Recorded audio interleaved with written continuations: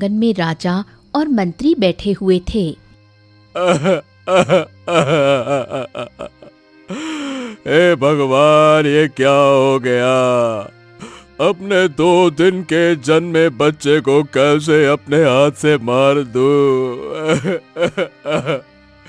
महारानी को जब ये पता लगेगा तो वो तो टूट ही जाएंगी।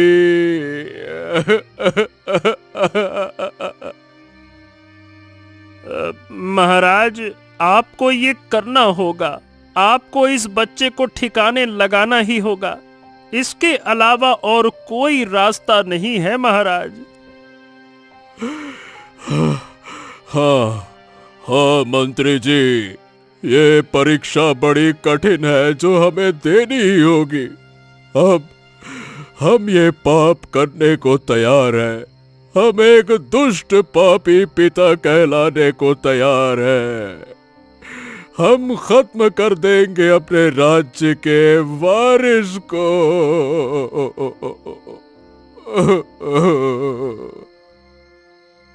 ये कहना राजा के लिए बहुत ही मुश्किल था। उसके बाद राजा ने जो किया वो किसी का भी दिल दहला देता, और ऐसे ही 20 साल बीत गए।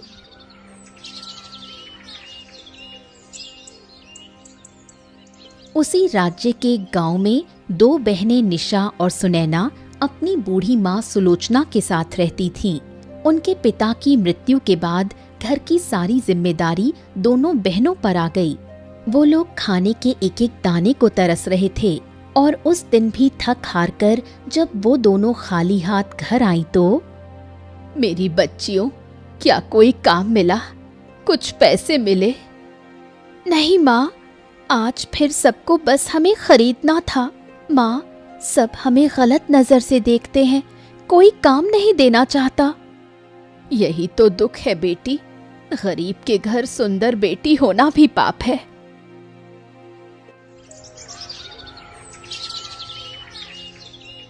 कुछ दिन बाद घर में खाने तक की किल्लत हो गई।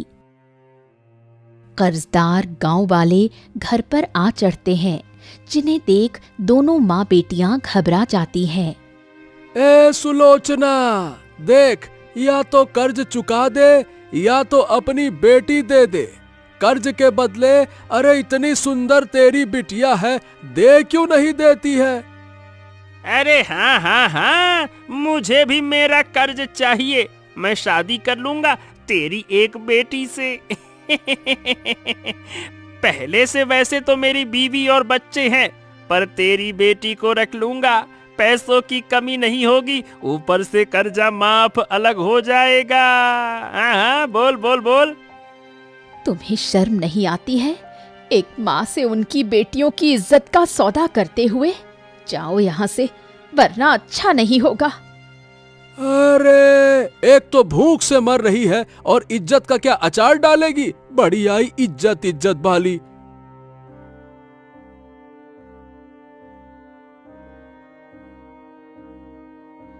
गांव वाले चले जाते हैं। सुलोचना टूट जाती है।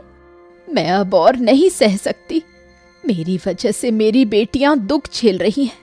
अरे क्या फायदा ऐसा जीवन जीकर, जब मैं अपनी ही बच्चियों की रक्षा नहीं कर सकती। इससे अच्छा मैं अपनी जान ही दे देती हूँ। सुलोचना अंदर जाकर जहर पी लेती है और गिर पड़ती है, जिसे देख सुनैना की चीख निकल जाती है। माँ, ये क्या कर लिया आपने? माँ, उठो ना। दीदी, माँ ने जहर पी लिया है, आप माँ का ध्यान रखना, मैं वैद्य जी को लेकर आती हूँ।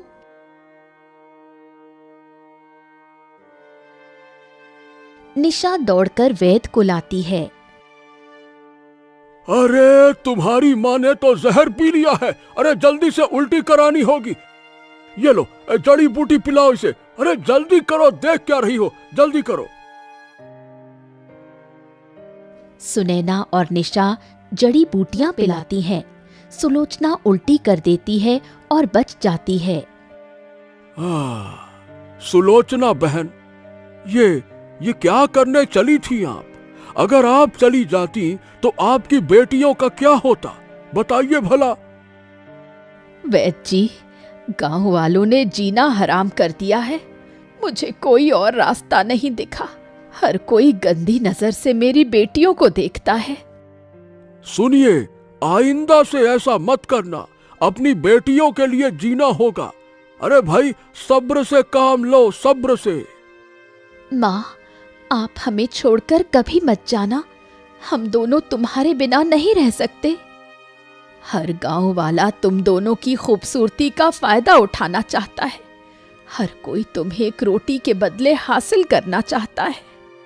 माँ, भगवान कोई ना कोई रास्ता जरूर निकालेंगे। उधर राजमहल में आज राजा की खुशी का ठिकाना नहीं था। आखिरकार आज वो समय आ ही गया महारानी। आज हमारी बेटी हमें वापस मिल जाएगी। अरे वाह। हाँ महाराज, सालों से अपनी राजकुमारी को देखने को तरस रहे थे। अब हम उससे बहुत जल्द मिलेंगे। हाँ महाराज, सालों पहले हमने राजकुमारी को एक गरीब परिवार में डाल दिया। खुद वो औरत भी नहीं जानती कि वो राजकुमारी है। उसको तो लगता है कि उसकी जुड़वा औलाद है, क्योंकि उस समय उस औरत के 2 बच्चे हुए थे, जिसमें एक बच्चा मर गया था और उसकी जगह हमने राजकुमारी को रख दिया था। हाँ मंत्री जी, संकट अभी टला नहीं है। राज्य पे बड़ा संकट आएगा, पर अब हम अपनी राजकुमारी से और दूर नहीं रह सकते। आप तुरंत जाएं और उसको लेकर आएं। हाँ महारानी, हम तुरंत ही अपने सिपाहियों को भेजते हैं राजकुमारी को वापस लाने के लिए। उधर उनके घर पर तभी जमींदार आ जाता है। अरे ओ सुलोचना, मैंने कल तक का समय दिया था। मेरे कर्ज के पैसे इस बार तुम चुकाओगी कि नहीं चुकाओगी, ये बताओ। जमींदार साहब, मैं कुछ दिनों में आपके पैसे चुका दूंगी। बस हमें कुछ दिनों का और वक्त दे दीजिए। अरे मैंने तुझे पूरे 4 सालों का वक्त दिया है। तेरा पति मर गया, पर उसने जो कर्जा लिया था अभी तक तुमने नहीं चुकाया।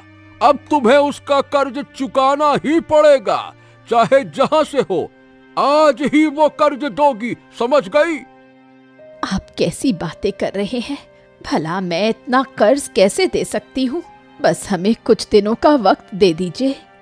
नहीं नहीं नहीं नहीं नहीं नहीं, आज तो मैं तुम्हें कोई वक्त नहीं देने वाला। आज मैं ब्याज के तौर पर तुम्हारी बेटी को उठा ले जाता हूँ। अरे जब तक तुम कर्ज नहीं चुकाओगी, अरे तेरी बेटी मेरे घर का सारा काम करेगी। चल यहाँ से मेरे साथ, चल। नहीं जमींदार साहब, ऐसा मत करिए। पहले से ही पूरे गांव वालों की मेरी बेटी पर गलत नियत है। अगर आप उसे उठा ले जाएंगे तो मेरी बड़ी बेटी भी सुरक्षित नहीं रहेगी। भगवान के लिए मुझ पर थोड़ा तरस खा लीजिए। अरे धत, मैं कोई तरस नहीं खाऊंगा, बहुत हो गया। ए लड़की, चल तू मेरे साथ। अरे चल तू चुपचाप मेरे साथ, मटकती है यहाँ वहां, चल।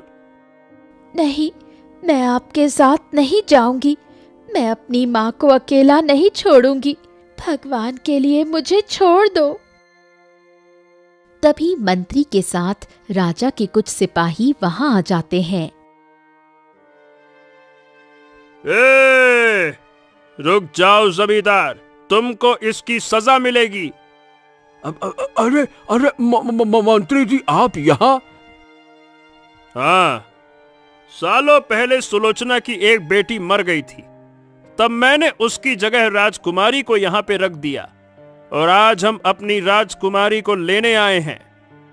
ये आप क्या कह रहे हैं? मेरी बेटी राजकुमारी है? ये कैसे हो गया? हाँ बहन जी, आपकी बेटी एक राजकुमारी है, और हमें लगता है कि आपकी बड़ी बेटी ही राजकुमारी है। ये सुनकर सुलोचना खुशी से भर जाती है। क्या मैं राजकुमारी हूँ? ये तो मेरा भाग्य ही बदल गया। मैं आपके साथ जरूर चलूंगी मंत्री जी। अब से मैं भी राजकुमारी हूँ। बेटी मत जा, अगर तू चली गई तो हम दोनों यहाँ सुरक्षित नहीं रह पाएंगे। गांव वालों को तो तू जानती है। माँ, थोड़ा सब्र करो। मैं राजकुमारी हूँ, मैं पहले जाऊंगी, फिर पक्का आप दोनों को भी ले जाऊंगी।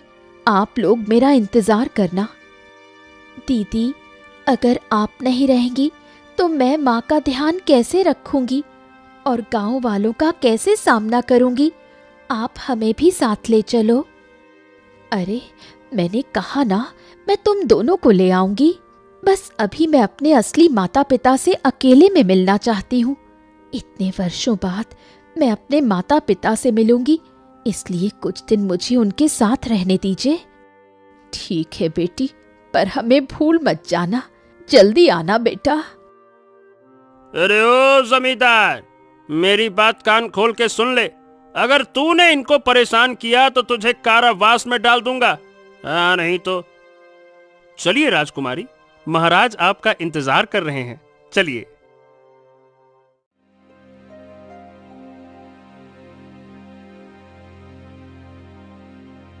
मंत्री सुनैना को लेकर राजमहल चले जाते हैं। वाह, ये महल कितना सुंदर है और मैं यहाँ रहूंगी। मेरे तो मजे ही मजे हैं।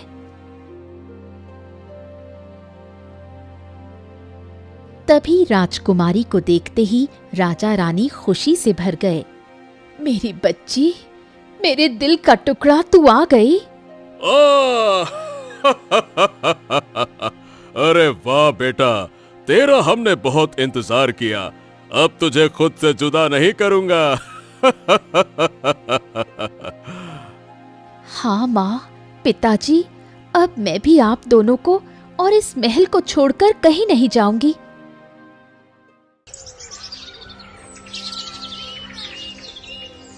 और ऐसे ही कुछ दिन बीत गए। सुनैना महल की चमक धमक में खो गई। मेरी वो नकली माँ और वो मेरी सौतेली बहन, अरे अपनी खूबसूरती पर इतना इतराती थी वो।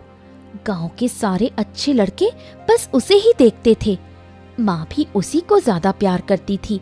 अब मैं उनकी तरफ पलटकर देखूंगी भी नहीं। उधर दोनों माँ बेटियां परेशान थीं।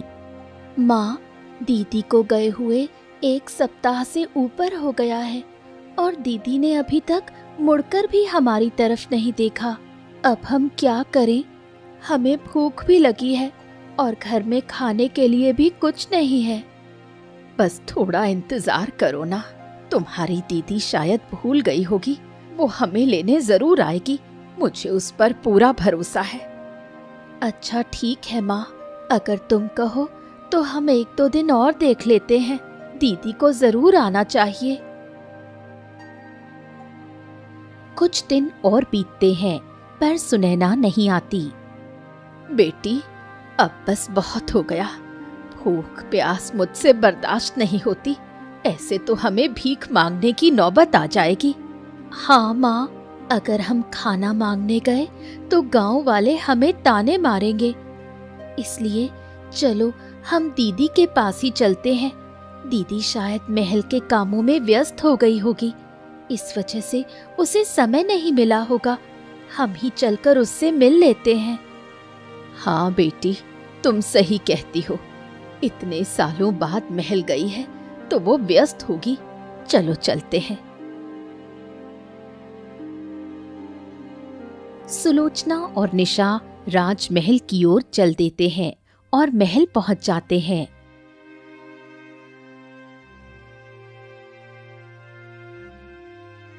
तुम दोनों को महल में घुसने किसने दिया? दीदी, ये आप कैसी बातें कर रही हो? मैं आपकी बहन हूँ। हमने कई दिनों तक आपका इंतजार किया पर आप नहीं आए। भूखे प्यासे खाने को एक दाना नहीं है। अब हम आपसे मिलने आए हैं। कौन सी बहन और कौन सी माँ? मुझे तुम दोनों से नफरत है। मैं राजकुमारी हूँ और तुम जैसे भिखारियों से दोस्ती कभी नहीं रखती। चली जाओ यहाँ से। बेटी, ये कैसी बातें कर रही है? इतने सालों का साथ तुम भूल गई क्या? तुझे मैंने माँ बनकर पाला है। यही इसका फल है। मैं राजकुमारी थी पर तुम्हारी वजह से मुझे एक साधारण जिंदगी जीनी पड़ी। मैं अपना सब कुछ खो चुकी हूँ। तुम्हें इसकी सजा मिलेगी। जब भी कोई रिश्ता आता था, मैं जिस लड़के को पसंद करती थी वो लोग निशा को पसंद कर लेते थे। इसकी सजा निशा को मिलनी चाहिए। सैनिकों, मारो इसे ताकि मेरा बदला पूरा हो जाए। ये गलतफहमी में मत पड़ो बेटी, ऐसा मत करो। वो बहन है तुम्हारी। हाँ बच्ची, मत कर ऐसा। अपने राजकुमारी होने की ताकत का घमंड मत कर। पिताजी, माँ, चुप रहिए। आप एक शब्द और मत कहिए। मैं जो कर रही हूँ वही होगा। मेरा हुक्म चलेगा इस महल पर। और आप मुझे मत बताइए क्यों आपने मुझे गरीबी में और साधारण जिंदगी में छोड़ा था, और इतने सालों बाद मेरी याद क्यों आई। सब कुछ साफ साफ बताइए। बेटी, ये मैं अभी नहीं बता सकता। सही वक्त आने पर सब बताऊंगा। ये एक बड़ा राज है जो अभी खुलेगा तो विनाश कर देगा। तब बस करिए, आप मेरे काम में दखल मत दीजिए। जब आप सच्चाई नहीं बताते तो मैं वही करूंगी जो मुझे चाहिए। सैनिक बुरी तरह निशा पर कोड़े बरसाने लगे। ये देख सुलोचना और राजा रानी तड़प उठते हैं। अरे, इन दोनों को महल से बाहर निकाल दो। आगे से कभी महल के पास आना भी मत, वरना कोड़े मार मार के चमड़ी उधेड़ लेंगे। बहुत बुरा हाल करेंगे। नहीं तो चलो। दीदी, ऐसा मत करो। कम से कम माँ को महल में रहने दो। मैं चली जाऊंगी और माँ का ध्यान आप रख लेना। मैं किसी भिखारी को अपना नहीं बनने दूंगी। चली जाओ यहाँ से। सैनिक सुलोचना और निशा को महल से बाहर धक्का दे देते हैं, जिससे सुलोचना और निशा दोनों गिर पड़ती हैं। माँ, तुम ठीक तो हो ना? तुम्हें चोट तो नहीं लगी? नहीं बेटी, शरीर की चोट तो कुछ दिनों में भर जाएगी, लेकिन जो दिल पर चोट लगी है ये तो मरते दम तक कभी नहीं भर पाएगी। बेटी, जिसे हमने हमेशा अपनी बेटी बनाकर पाला, धन दौलत आते ही वो गिरगिट की तरह अपना रंग बदल गई। मुझे तो विश्वास ही नहीं हो रहा कि वो हमारी बेटी है, जो कभी हम दोनों के लिए अपनी जान देने को तैयार थी। माँ, शायद दीदी दौलत की चकाचौंध में अंधी हो गई है। वक्त आने पर उन्हें समझ आ जाएगा। अब चलो चलते हैं। हो, इतनी बदसलूकी। हमारी राजकुमारी इतने वर्षों तक इन विचारों के साथ रही और आज हमारे राजमहल में आते ही वो इतनी बदल गई। हो, हमें तो यकीन नहीं हो रहा कि वो हमारी ही राजकुमारी है। हाँ महाराज, इतने बरसों बाद हमें वो हमारी राजकुमारी मिली है, पर मुझे बिल्कुल खुशी नहीं हो रही। अंदर से कुछ अलग सा महसूस हो रहा है। ऐसा क्यों? रानी, हमने जिस वजह से अपनी राजकुमारी को उसके घर में छोड़ा था, लगता है उसी वजह से हम अपनी राजकुमारी का प्यार भी खो बैठे हैं। नहीं महाराज, भले ही हमने किसी वजह से उसे उनके घर छोड़ा था, पर मैं एक माँ हूँ। मैंने उसे 9 महीने पेट में रखा, फिर जन्म दिया है, लेकिन मुझे उसके होने का एहसास अभी तक नहीं हो पाया। पर ऐसा कैसे हो सकता है महाराज? हाँ, पता नहीं रानी, अब वही हमारी बेटी है और उसे ही तुम्हें अपनाना चाहिए। वहीं दूसरी तरफ निशा और सुलोचना दोनों अपने घर पहुंचती हैं। तभी जमींदार वहां आ जाता है। अरे, सीधी बात ये है कि अब तुम इस घर में नहीं रह सकती। मैंने सोचा था कि तुम्हारी बेटी को अपने कब्जे में रखूंगा तो मुझे अच्छे खासे पैसे मिलेंगे। अरे धत, पर वो तो राजकुमारी निकली और भाग गई राजमहल, और तुम भिखारियों को इस घर में रहने के लिए छोड़ दिया। लेकिन मेरी बात कान खोल के सुन लो, इस घर में तुम्हारा कोई अधिकार नहीं है। अरे चली जाओ यहाँ से, निकलो। नहीं, ऐसा मत करिए, हम कहाँ जाएंगे? हमें कुछ दिनों की मोहलत दे दीजिए। मोहलत ओहलत कुछ नहीं दूंगा। अगर तुमने फिर भी इस घर में घुसने की कोशिश की तो समझ लेना तुम्हारी बेटी के साथ बहुत बुरा हो जाएगा। अरे देख क्या रही हो, चली जाओ यहां से, चलो। माँ, चलो यहाँ से, कोई हमारी सुनने वाला नहीं। निशा अपनी माँ को लेकर जाने लगती है। वो जख्मी भी होती है।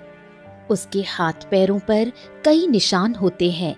तभी दो गांव वाले उन्हें देखकर उनका मजाक उड़ाते हैं।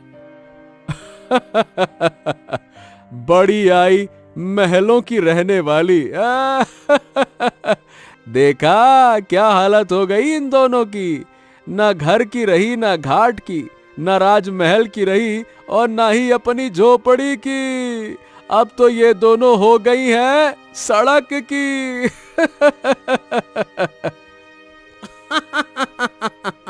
हाँ हाँ हाँ, बिल्कुल सही कहा। अब तो हम जो चाहे इन्हें कर सकते हैं। आखिर ये हमारे गांव की अमानत है ना, क्यों? और नहीं तो क्या। अरे अब तो कोई रोकने वाला भी नहीं है। वो सुनैना थी तो थोड़ा लड़ जाया करती थी। अब इनका क्या होगा? अब तो हम इस निशा के साथ जो मन चाहे सो कर सकते हैं। तुम दोनों कुछ नहीं कर सकते। चले जाओ यहाँ से। अभी मैं जिंदा हूँ। मेरे जीते जी अपनी बेटी को कुछ नहीं होने दूंगी। अगर तुम दोनों ने ये बकवास बंद नहीं की तो मैं यही पत्थर उठाकर तुम दोनों का सर फोड़ दूंगी। अरे रे रे रे रे, ये तो सच में पागल हो गई है। अरे चल भैया चल, कहीं सच में पत्थर उठाकर मार दिया तो हमारा मुंडा फूट जाएगा। अरे चल भैया चल चल चल चल चल चल। दोनों गांव वाले डर के मारे वहां से भाग गए। माँ, चिंता मत करो। चलो, हम जंगल में ही एक झोपड़ी बनाकर रहेंगे। जिसका कोई नहीं होता उसका भगवान होता है। भगवान हमारा भला जरूर करेंगे। चलो चलते हैं। हाँ बेटी, क्यों नहीं। हम दोनों एक दूसरे का सहारा बनने के लिए काफी हैं।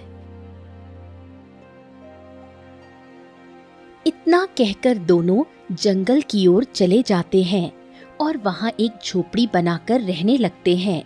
उधर महल में अब वक्त आ गया है कि हमें पुरोहित जी से मिलना चाहिए। हाँ महाराज, अब वक्त आ गया है कि हमें पुरोहित से मिलकर राज के बारे में बात करनी होगी। अगला कदम उठाना होगा। राजा और रानी पुरोहित के कक्ष में जाते हैं। आओ आओ आओ आओ, आइए राजा रानी, हम कब से आपका इंतजार कर रहे थे। राजकुमारी के संबंध में समय तो गुजर गया है, पर हम अपनी दृष्टि से देख रहे हैं कि राज्य पर बहुत ही भयानक संकट आने वाला है। क्या?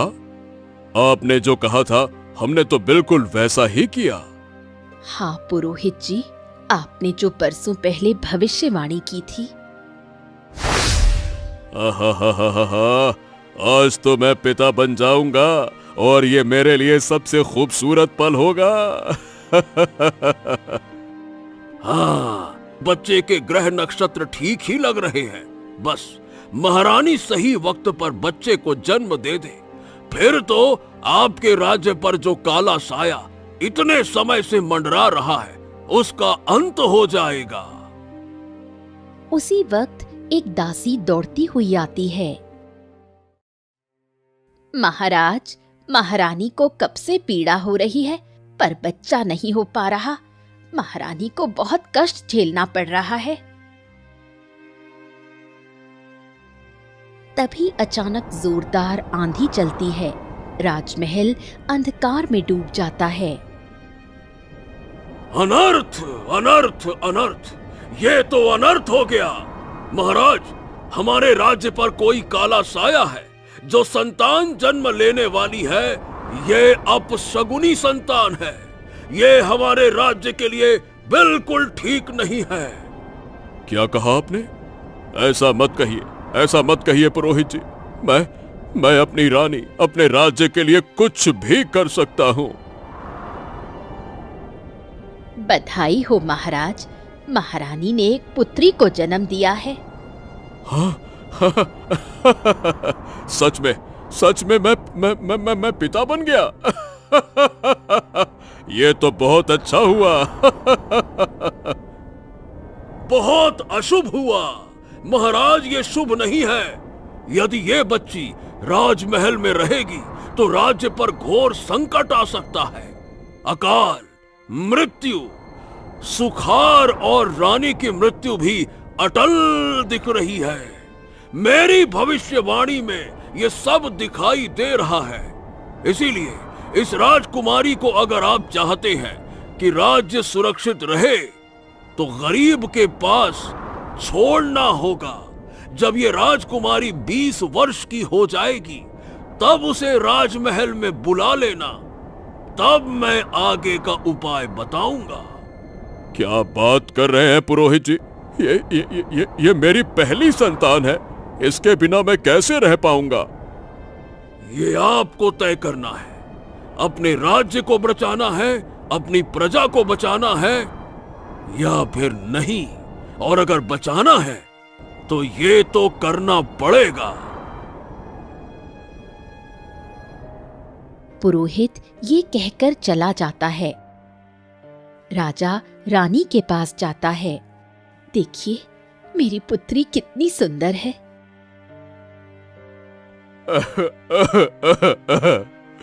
मेरी बच्ची, मुझे माफ कर दो। रानी, हमें राजकुमारी को एक गरीब की झोपड़ी में छोड़ना पड़ेगा, वो भी 20 वर्षों के लिए। आप क्या कह रहे हैं? अपनी संतान के साथ क्या आप ऐसा कर पाएंगे? अगर हम ऐसा नहीं करेंगे तो हमारे राज्य पर आफत आएगी और आपकी अकाल मृत्यु भी संभव है। हमें यह करना पड़ेगा। माफ कर दो रानी, माफ कर दो। पर आखिरी बार मेरी पुत्री का चेहरा तो दिखा दीजिए महाराज। मेरी बच्ची, 20 वर्षों तक तुम्हें कष्ट झेलने होंगे, पर याद रखना, तुम्हारे बिना हम चैन से नहीं रह पाएंगे। राजा बच्ची को मंत्री को सौंप देते हैं और एक गरीब घर में बच्ची को छोड़ आते हैं। महाराज, एक और बात बतानी है। वो संकट जिसके चलते हमने अपनी राजकुमारी को 20 वर्षों के लिए गरीबी में छोड़ दिया था, वो संकट फिर से आपके राज्य पर छा गया है। अब वही राजकुमारी खुद को बलिदान देकर ही इस संकट से आप सबको बचा सकती हैं। हो, ये कैसा अन्याय है पुरोहित जी। अगर कोई और रास्ता नहीं है तो ठीक है, हम ये करने को तैयार हैं। हम अपनी राजकुमारी को ऐसा करने के लिए जरूर कहेंगे। जो अभी आपके महल में बैठी लड़की है वो राजकुमारी नहीं है। क्या आप ये क्या कह रहे हैं? ऐसा नहीं हो सकता। सिर्फ 2 दिन का वक्त है। 2 दिन में आपकी राजकुमारी को बलिदान देना होगा, तभी ये संकट टल सकता है। राजा उदास होकर राजमहल आता है।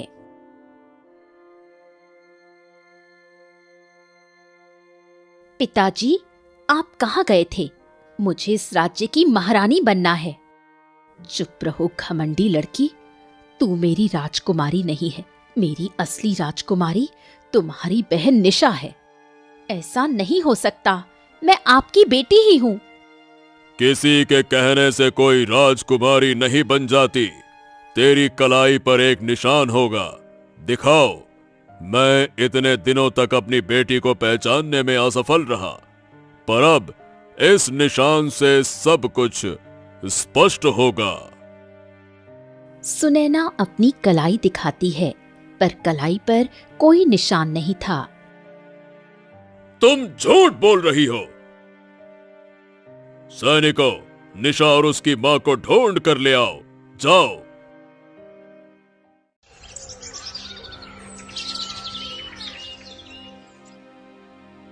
कुछ ही दिनों में सैनिक सुलोचना और निशा को पकड़कर राजमहल ले आते हैं। हमें यहाँ क्यों लाया गया है? शांत हो जाओ बेटी, शांत हो जाओ। तुम मेरी पुत्री हो और तुम्हें अब इस राज्य की राजकुमारी माना जाएगा। ये तुम्हारी बहन, ये तो एक साधारण लड़की है। क्या? नहीं नहीं, मैं राजकुमारी नहीं हूँ। वो तो सुनैना दीदी है। उसी समय पुरोहित कदम बढ़ाता है। नहीं पुत्री नहीं, तुम ही असली राजकुमारी हो। निशा, यदि तुम्हारे बलिदान से इस राज्य का संकट मिट सकता है तो ये राज्य खत्म होने को है। अगर तुमने बलिदान नहीं दिया तो पूरा राज्य संकट में आ जाएगा। ये पूरा राज्य तबाह हो जाएगा। एक एक बच्चा भूख से तड़पेगा। सब खत्म हो जाएगा। तुम्हें अपने आप को बलिदान देना होगा, तभी इस पर भारी संकट से सबको मुक्ति मिलेगी। भगवान के लिए कोई और रास्ता ढूंढिए पुजारी जी। सालों बाद हमें हमारी बच्ची मिली है, हम उसे नहीं खो सकते। नहीं महाराज नहीं, मैं आपकी पीड़ा समझ सकता हूं, पर राजकुमारी को अपना बलिदान देना ही होगा। यदि मेरे बलिदान से इस राज्य का कल्याण होगा तो मैं तैयार हूँ। मैं अपने आप को बलिदान देने के लिए तैयार हूँ। नहीं, ऐसा मत करिए महाराज। ये मेरी असली बेटी है। अगर इसे कुछ होगा तो मैं जीते जी मर जाऊंगी। भगवान के लिए मुझसे मेरी बच्ची मत छीनिए। कोई तो रास्ता होगा, फिर से मेरी गोद सोनी मत कीजिए। पिताजी, माँ जी और माँ, आप तीनों चिंता क्यों करते हो? मैं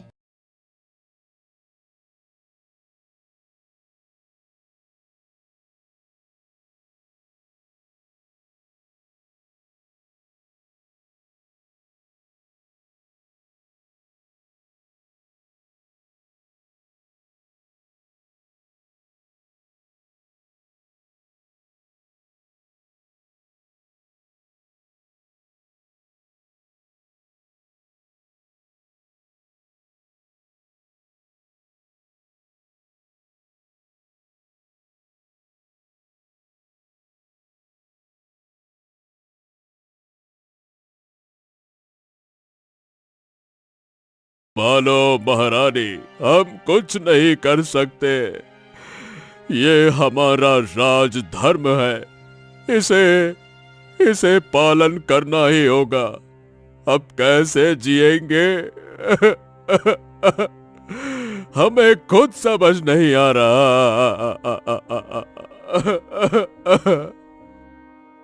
क्या फायदा जीकर? काश भगवान मुझे भी उठा लेता। सुनैना फूट फूट कर रोने लगी। आज उसे अपनी गलती का एहसास हो रहा था। उसने सबका प्रेम खो दिया था। सुनैना अपनी माँ को लेकर राजमहल से निकल गई। राजा रानी भी अपनी पुत्री के गम में फूट फूट कर रोते हैं। आज राज्य सुरक्षित था, पर दो माँओं की गोद सूनी हो गई थी।